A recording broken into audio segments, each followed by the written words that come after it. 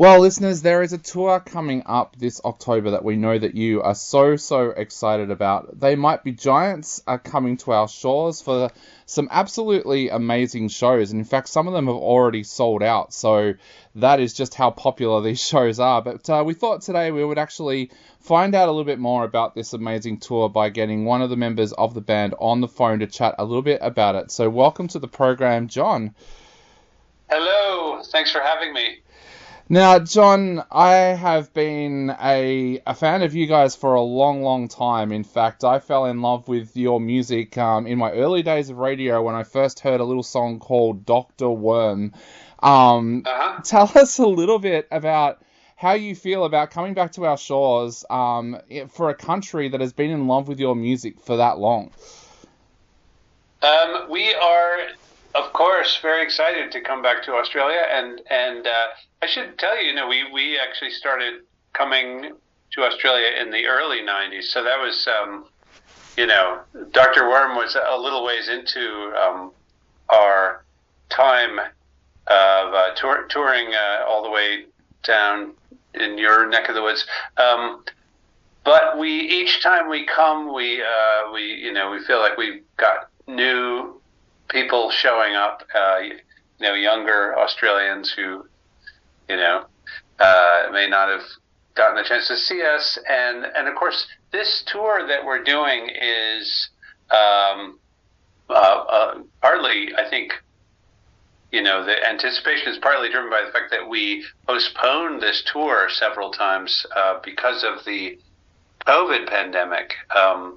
So we are playing a anniversary show for our third album, Flood. That's the theme of this tour, and the anniversary in question was the 30th anniversary, which took place in 2020. Yeah. So it's been quite a while since we've been able to actually fulfill our promise to come and do the show, and we were very lucky in that people held on to the tickets that some of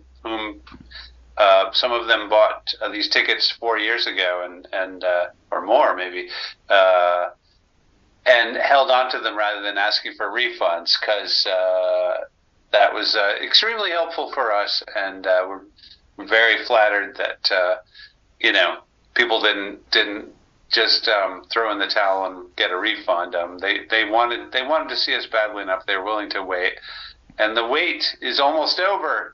Yes. So the 30th anniversary in itself, that is a real milestone, because there are not too many bands out there that can say that they've celebrated the 30th anniversary of an album and still being together with the original lineup and still playing brand new music as well. Was it a little bit of a disappointment for you for COVID to kind of come in and wreck that party?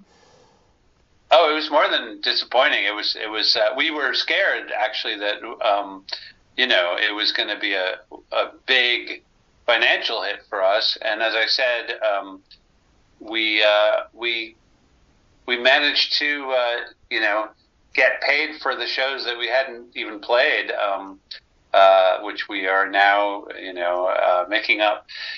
So disappointed.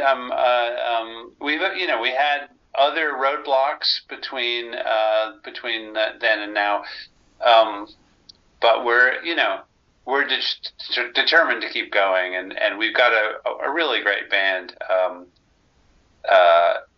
People who are everybody in the band is really enthusiastic and enjoys doing the show. So for a bunch of old timers, that seems kind of rare.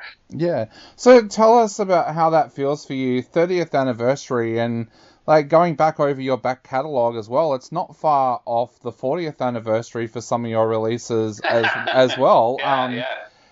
When you go back and explore an album like Flood, how does that make you feel going back to music that you wrote like more than 30 years ago?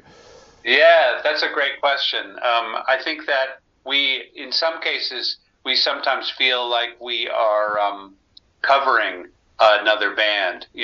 That's how long ago John Flansburgh and I wrote and recorded some of these songs, that it's fun, and it's, and we can perform this stuff, but it does feel like almost like it was somebody else who originally made these records, and we're just trying to do a faithful cover. But we've got as you said, we've got loads of material from between then and now as well, including stuff from our last album, which came out a few years ago,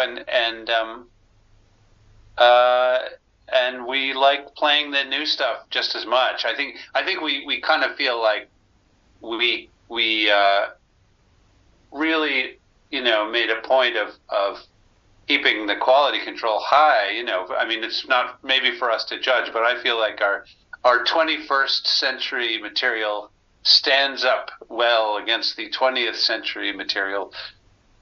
Yeah, and as you said before as well, do you find these days that you do have people of different ages coming along because of that multi-generational thing as well? Because, of course, like I said, I discovered your music back when I was in high school, and I'm now older than I care to admit, and I have nieces and nephews of the same age of when I discovered your music. So do you find that now that it's almost grandparents, parents, and kids coming along to your shows? You're probably right that there are grandparents. We haven't had actual contact with people who admit to being They Might Be Giants grandparents, but absolutely there are excuse me, there are people whose kids were introduced. There are people whose parents introduced them to our music who are now adults, and of course we put out a number of children's records in the last 20 years. So that wasn't a calculated move on our part, but that resulted in much younger people being indoctrinated into our work, I mean, we have people in our band who are grandparents, so it makes perfect sense that there'd be that many generations. Yeah, fans. You also had a little event in there as well where your song was used in one of the most popular television comedies that it was ever on Australian television as well. How did you find that introducing new fans to the band as well, having the Malcolm in the Middle connection there as well? Well, in that particular instance, I think in America anyway, a lot of people were not aware that it was us. So it was nice. It was a nice job, and some people, and we won a Grammy for the song. But I do think that there are a lot of fans of Malcolm in the Middle who had no idea that we were not only doing the theme song, but a lot of the incidental music on the show at that time, which is fine. I mean, we've done loads of commercial work where it was a job where we were just trying to, fulfill the assignment. And then there were other commercial jobs where we were asked specifically to do something They Might Be Giantsy, and it was more obvious to our fans that it was us. So we've done all kinds of, we've done things that were fairly anonymous, and things that were explicitly They Might Be Giants. Yeah, you guys are well known for being very, very creative with your live shows as well. I know you probably can't tell us what you've got planned for Australia, but tell us a little bit about that creativity. How does that work? Do you sit down and think, what can we do this time around, especially for a special show like this one where you're celebrating the release of Flood? Yeah, I can actually give you specifics. I don't mind, and I don't think it's going to spoil anything to tell you. We are, mostly doing, we're doing the entire Flood album in amongst other stuff. We are, which is our third album. We are doing everything in between, and the album and stuff from the earliest albums as well. So it's pretty much a whole retrospective of everything, including our last album, which came out a couple of years ago, and And we are doing one thing in particular, which I'm happy to advertise, if it makes any difference to anybody, if it's the kind of thing that would get them to decide to come see us. We had a long discussion about, when we're rehearsing the Flood album, about how well we knew the songs, and somebody pointed out that we could play the whole album backwards and forwards, and then we began to wonder if we could actually play any of it in reverse as though it were a backwards recording. Okay. So the challenge was thrown down, and we spent probably a couple weeks, I guess, rehearsing one of the songs from Flood as though it were a backwards recording, which I think now we've pretty much mastered, or as much as it's good, as good as it's going to be. And so what we're going to do in the show is perform that song, which is from our Flood album. It's called Sapphire Bullets of Pure Love.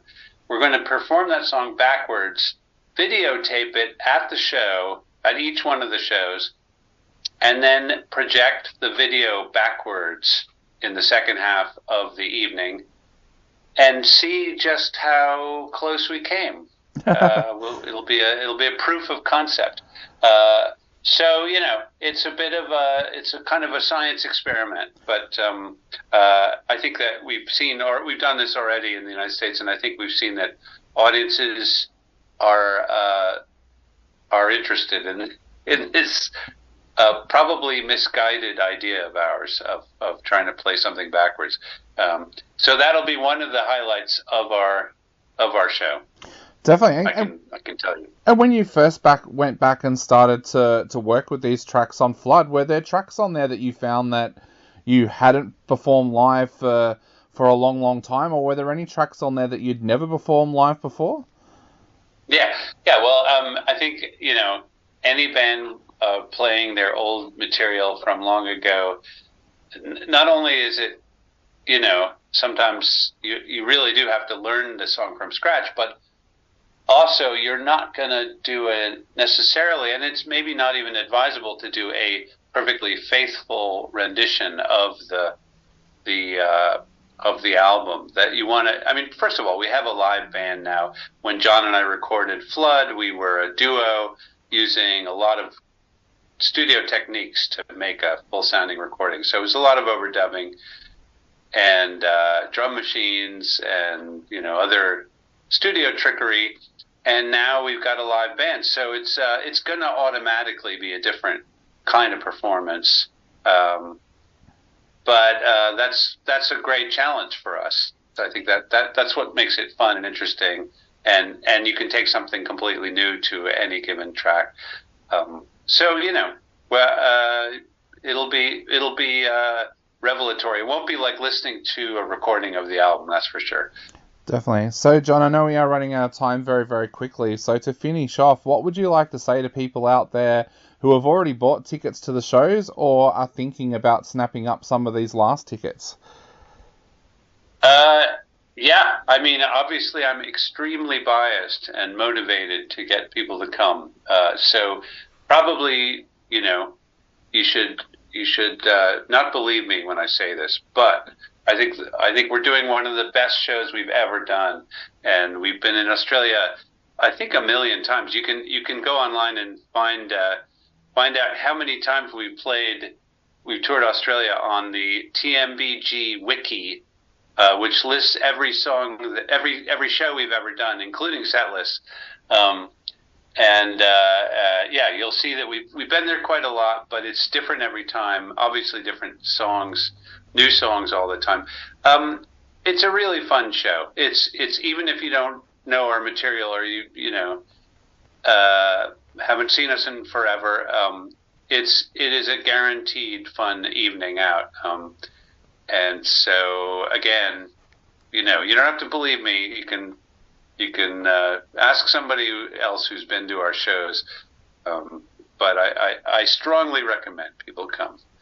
Feel slightly ridiculous saying that.